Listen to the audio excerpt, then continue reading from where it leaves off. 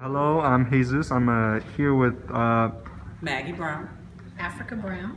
and we're here with the Jazz Fest at Hyde Park. So, first of all, great job today. And I just want to, so you guys talked a lot about your dad and your grandfather. Yeah. So, who were your major influences with starting with music that you would say?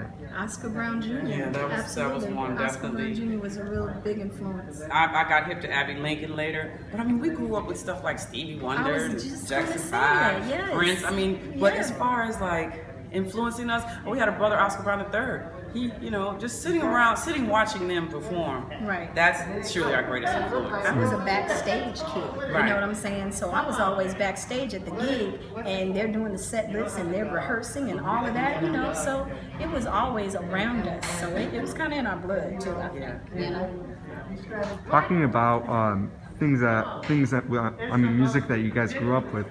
Who would you say were some major people that you guys would listen to growing up, or just music that was played around the house? Earth, Wind, and Fire. Totally.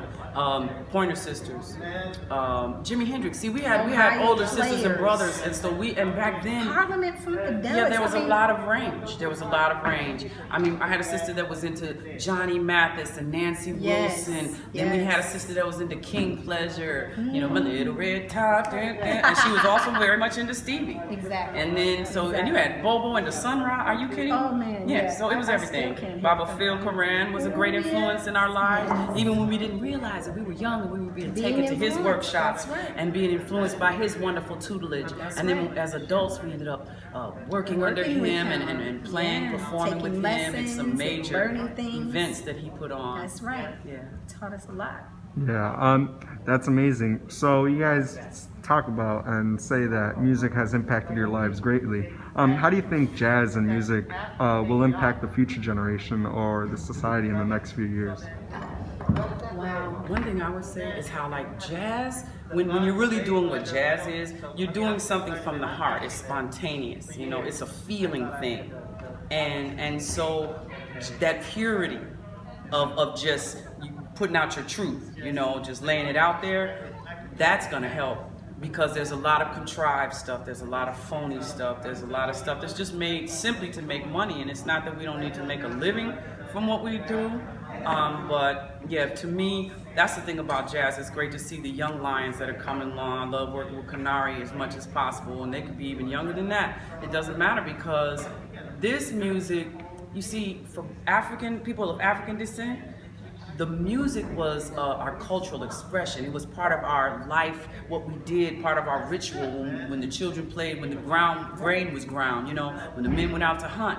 And so it's only in this American situation that it's just about commercialism and making charts and doing this and doing that. But even for our ancestors that were on plantations, their voice crying out in a hot Freedom sun songs, that's and the right. ring shouts, that helped them It stay helped them. sane. It helped them stay sane in a very insane situation. So we honor the people playing jazz and being a part of a jazz community. It just means a lot because it's more about the truth. And although we are still in a somewhat insane situation What right you mean now, somewhat? Totally ridiculously but- more so than ever. So Baba Phil Koran, he taught us about something that he would call the cocoon, whereas everybody's together playing some music, but each person steps out there and puts theirs into it. It's like you go freestyle.